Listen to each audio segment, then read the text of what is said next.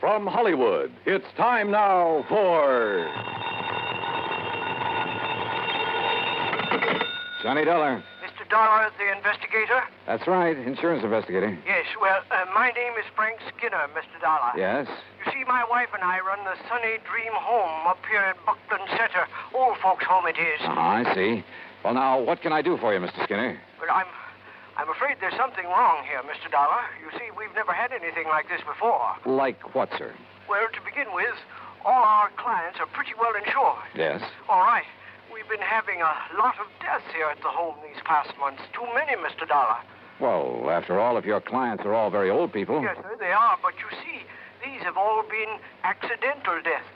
Yeah, well, don't forget, sir, that older people are very often quite prone to accidents. Yes, sir, that's true, but... Well, if you want the truth, I don't think they've been accidents. Oh? No, sir. And if something isn't done to stop this, well, I think maybe you'd better come up here and see us. Mr. Skinner, I think you're right.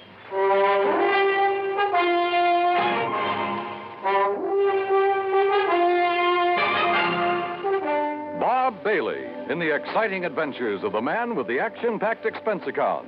America's fabulous freelance insurance investigator. Yours truly, Johnny Dollar.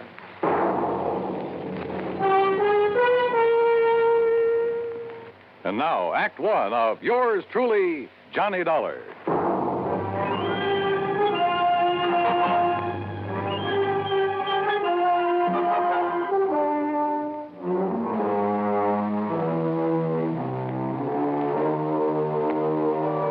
Expense account submitted by Special Investigator Johnny Dollar to the Universal Adjustment Bureau, Hartford, Connecticut. Following is an account of expenses incurred during my investigation of the Sunny Dream matter.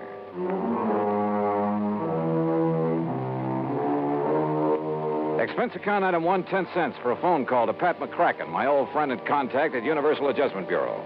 Oh, say, I'm glad you called, Johnny. Yeah, well, Pat, I just want you to know I won't be available for a couple of days. Oh, yes, you will. And it isn't because of any insurance matter. Yes, it is. What's happened is that I've just received a phone call that's aroused my curiosity. And, well, at any rate, any assignments you may have for me will have to wait until I get... That's where you're wrong, Johnny. I said we'll have to wait until... What? Just happens you have an assignment right now. As a matter of fact, I was just about to call you. Well, can't I wait a couple of days? Oh, no. Johnny, I want you to run over to Buckland Center. Huh? I think you heard me. The Sunny Dream Home for the Aged? That's right. How did you know? Never mind that. What's wrong over there that you know about? Oh, the number of deaths over there within the past few months have made our actuarial tables look like a big fat mistake. And the companies that have carried the insurance on them are getting a little worried. All separate companies, huh? Yeah, but they all cleared their policies through us, fortunately. Otherwise, we'd never have gotten wind of this. Anyway, I promised to send you over there. Any particular reason for thinking something's wrong, aside from the unusual number of deaths? Yes. What? The beneficiary of the policies that have had to be paid. Who? The Sunny Dream Home for the Aged.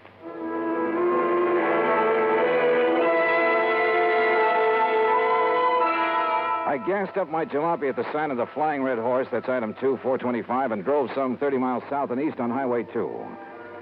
I found the Sunny Dream Home just north of Buckland Center. It consisted of a huge old frame house surrounded by trees and well-kept gardens. In comfortable chairs scattered here and there on the wide porch and lawn, nice-looking, well-dressed older folks sat around reading, chatting, playing cards, enjoying the late afternoon sun. The whole place looked clean, quiet, and restful. After parking my car, I walked slowly up the long, flower-bordered walk under the trees toward the entrance. And as I did so, a little wizened old man in a wheelchair detached himself from a group of the old folks and wheeled over to me. Mr. Dollar? Yeah, that's right. I'm Frank Skinner, the one that called you. Oh, how are you, Mr. Skinner? Come right along in the office where we can talk. Yeah, sure. Oh, may I give you a hand with that chair? Nope, don't need it. Huh? I must say you handle it well. Should. Haven't been on my feet in over 5 years now. You can help me up this little ramp, though, if you don't mind. Oh, sure. Here you are. Walter, my stepson, built me that ramp. Good idea. Yes, sir. It's a big help to a man that can't use his legs. Now, right around the side of the porch here. Oh, evening, Miss Baker. Good evening, Mr. Skinner. Here we are. If you just open the door. Sure.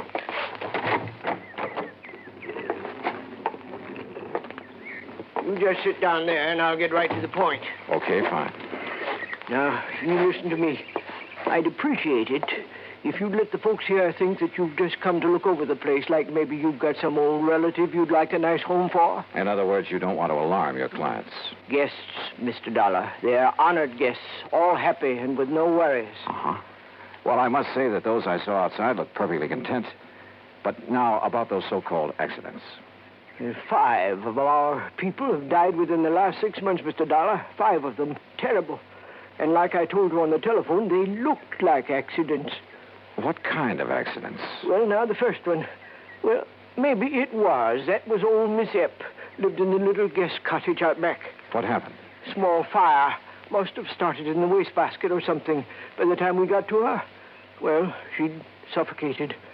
And I suppose Mr. Purley might have been accidental, too. Food poisoning it was. At least that's what the doctor called it. But nobody else got sick on all those canned peaches, Mr. Dollar.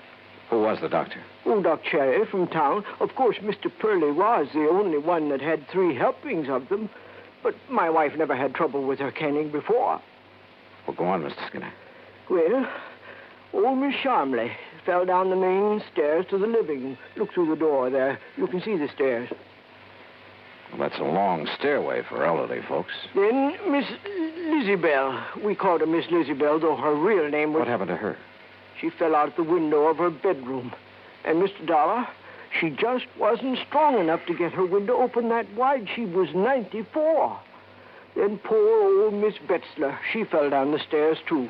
Well, Mr. Skinner, if those people aren't able to negotiate a stairway like that, you're at fault for requiring them to do it. Well, most of them are. The others have their rooms here on the first floor, like I have, too. How about Miss Lizzie Bell, who was 94? Well, she never left her room until she fell, or until she was pushed by somebody younger and stronger than she was.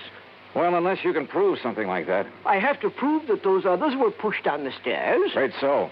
You see, from what you've told me so far, Mr. Skinner, there's no reason to suspect those deaths weren't accidental. Even so many of them, all within a space of only 6 months. Unless, as I say, you can come up with some concrete evidence to indicate otherwise. All right, then. You can tell me this. Why did all those things happen late at night, when those poor old folks wouldn't have any reason to be up and around, when there wasn't anybody around who could help them, until it was too late? Well, so far as that's concerned... Why, sure. Folks have got to get up at night sometimes, one reason or another. But they all had their own private baths, and if they want anything from downstairs, like something to read or some hot milk, something like that, why, all they have to do is ring the push button in their room, and my wife gets it for them. We do that all the time. Where is your wife, by the way? Martha? Why, she's right... Right here, Frank. Who's this you're blabbing off your mouth to? Why, Martha, this is Mr. Johnny Dollar, insurance investigator. Investigator, huh? Well, you can march yourself right out of here. Oh, now, just a minute, Mrs. Skinner. Just a minute, nothing. You get out of here and leave us alone. Mrs. Skinner. And if you don't, I'll throw you out. And if you don't think I'm young and strong enough, then I'll show you. Strong enough to throw a little old lady out of a window? Or shove a couple of people downstairs? Get out. Act 2 of yours truly, Johnny Dollar, in a moment. And now for another episode in the life of Sergeant Donald Bellwether, my husband.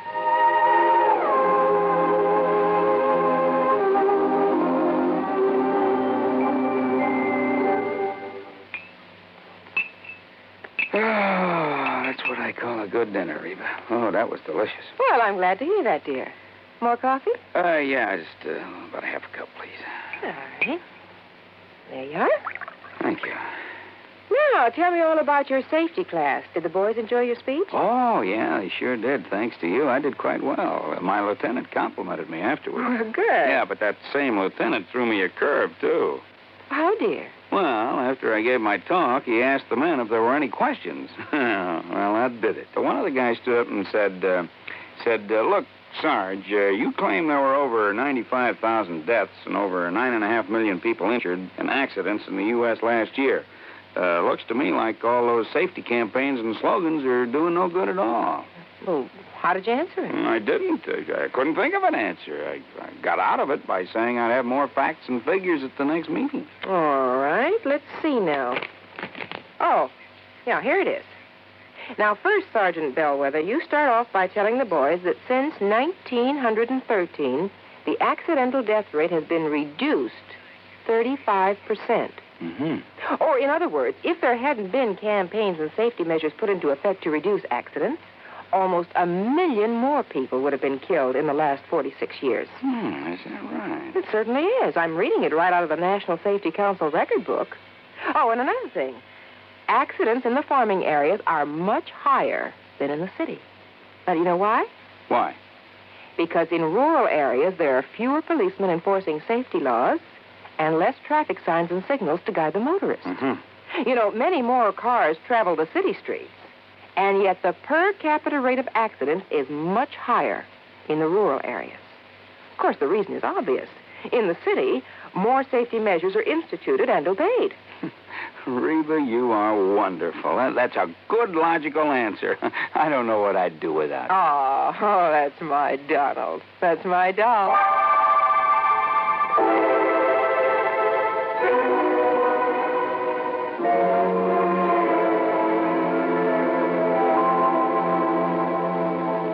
And now, Act Two of yours truly, Johnny Dollar, and the Sunny Dream Matter.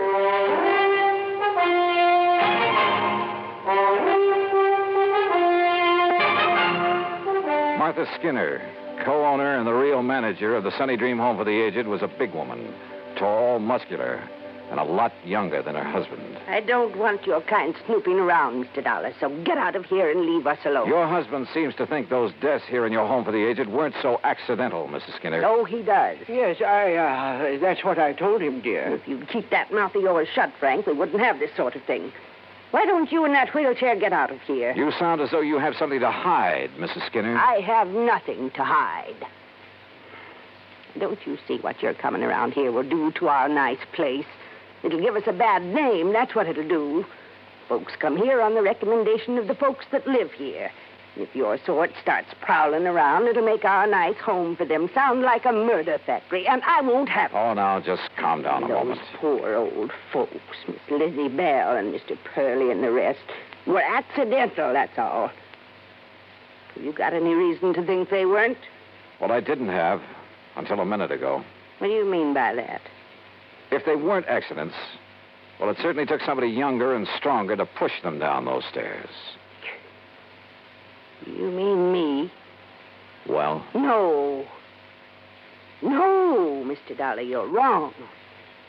And if anybody started that talk about not being accidents, I guess I did. Yes, you did, Martha. Oh, I was so upset, those fine old people passing away. Why, they were like family to me. I guess I said a lot of things that didn't make sense.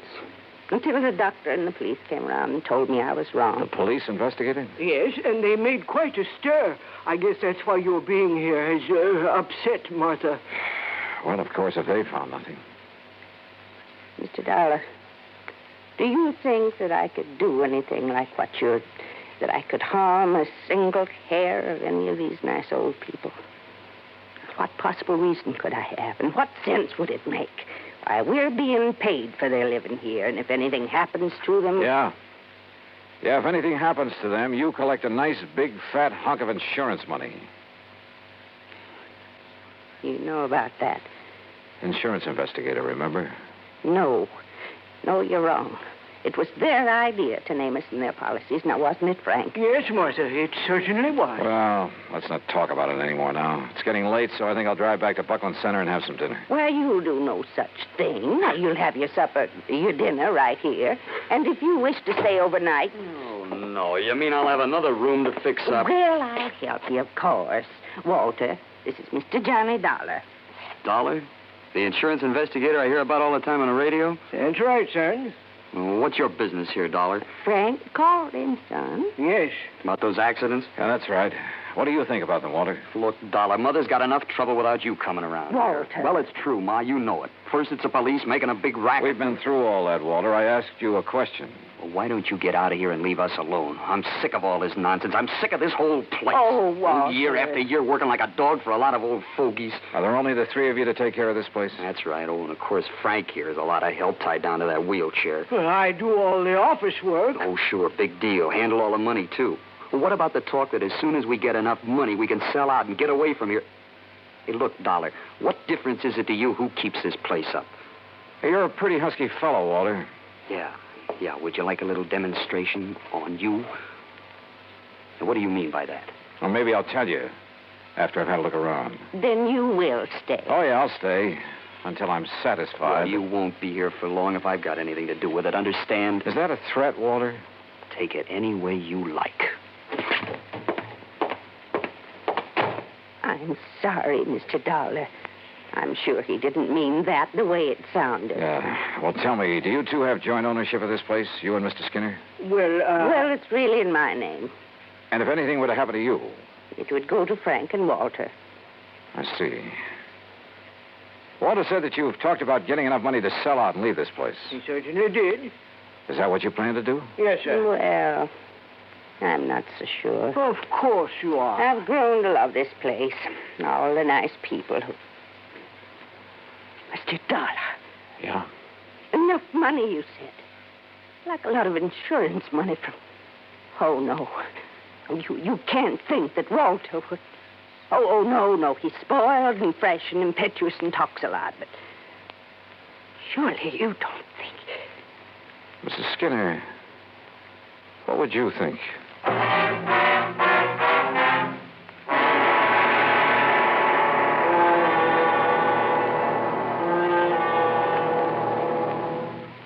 Act 3 of yours truly, Johnny Dollar, in a moment. Do you know who said, eternal vigilance is the price of liberty? Those famous words were written by Thomas Jefferson. Jefferson knew that human nature tends to cause us to take for granted the freedoms for which others have fought valiantly. He knew that Americans had to be alert, or the essential freedoms of democracy would be taken away. That's why Jefferson gave his warning to the Americans of his era and to their descendants. He set the price for liberty as eternal vigilance. And Americans through the years have heeded Jefferson's warning. They have been alert to detect and resist the enemies of liberty. Remember the words of Thomas Jefferson. They are part of your American heritage. The price of liberty is eternal vigilance. And now, Act 3 of yours truly, Johnny Dollar, and the Sunny Dream Matter.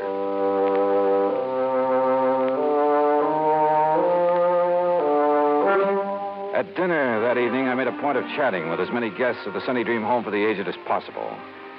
Sweet old Mrs. Baker, who must have been in her 80s, pretty much summed things up as we talked together on the porch in the cool of the evening. You're all really kind of sorry for Walter, Mr. Dollar. Young man like that doesn't really have a place here among all of us old ones. Yeah, I wonder why he doesn't go out on his own then, Mrs. Baker. Because in spite of his brash, noisy way, he loves his mother, Martha. And since she has so much to do taking care of us, why, he just stays and helps her.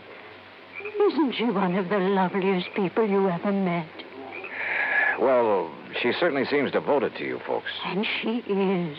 Makes us toe the line, bawls us out sometimes, just like a mother hen. But she's all heart. And Mr. Skinner? Very nice. Handles the business affairs of the home real good, too. It isn't generally known, but he's the one who gave us the idea of making out our insurance to the Sunny Dream. Oh?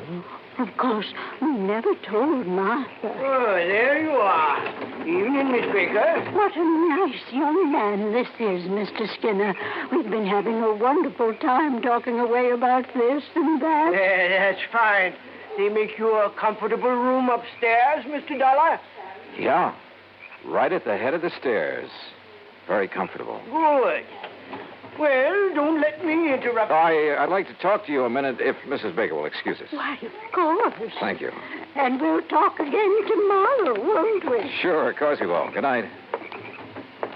Mr. Skinner, when was the last accident when someone fell down those long stairs? Huh? Why, that was Miss Betzler early this month. Why? Well, at the head of them, as I came out of my room, I found something that... Well, they were marks that looked to me as though they'd been made by some kind of struggle up there. Oh? And a tiny piece of cloth from a man's suit caught in a splinter on the newel post. Well, what are you going to do about it? Oh, just leave it there. Tomorrow I'll get somebody from the police laboratory over here to look at it. Well, whoever suit that was Must have a tear. Oh, no, not necessarily. It was really just a few threads that had been pulled out. But they might be the clue to a killer. I see. Well, good luck, Mr. Dollar. Yeah. Thanks. In my room, I waited until long after the big home was quiet and wondered if my hunch was going to pay off. Hunch? Sitting there on the porch talking with old Mrs. Baker, I'd suddenly remembered something Pat McCracken had told me in the very beginning. He had notified the home I was coming here to investigate. That meant he'd notified Frank Skinner. Could that have been why Skinner phoned me? To allay any suspicion the insurance companies might have? Yeah, I wondered. Finally, about midnight, I heard a noise at the head of the stairway. Quietly, I opened my door. And there at the top of the stairs, armed with a flashlight and standing solidly on his own 2 feet, was the man who said he was confined to a wheelchair. Where? Mr. Dollar. You won't find anything there, Mr. Skinner. Because there isn't anything. See? You lied to me. It got you up out of that phony wheelchair, didn't it? To see if you'd left some trace of your last murder, didn't it? Now listen, Dollar. Pretty rotten racket, Skinner. You and only you handle all the finances of this place. You persuaded the old folks to name you as beneficiary of their insurance policies. Then you proceeded to shove them down those stairs. Would you like to see how? Yes, Skinner. Then I'll show you. No, you don't.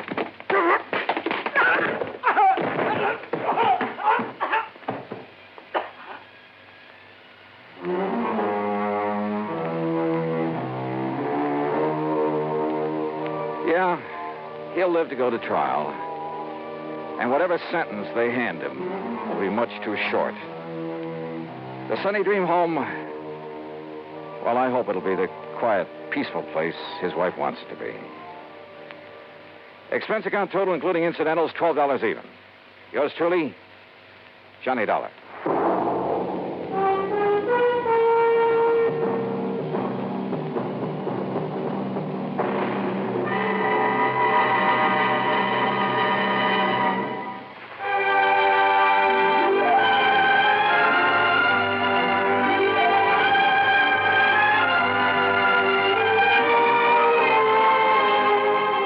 Truly, Johnny Dollar, starring Bob Bailey, originates in Hollywood and is produced and directed by Jack Johnstone, who also wrote tonight's story.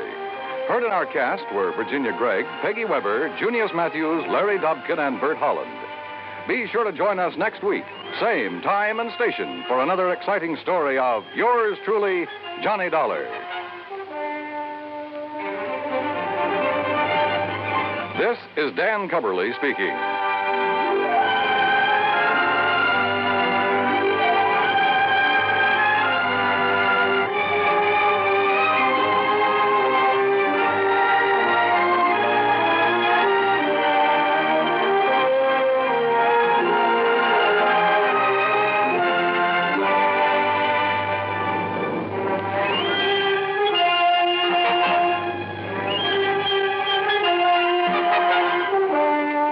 Johnny Dollar has come to you through the worldwide facilities of the United States Armed Forces Radio and Television Service.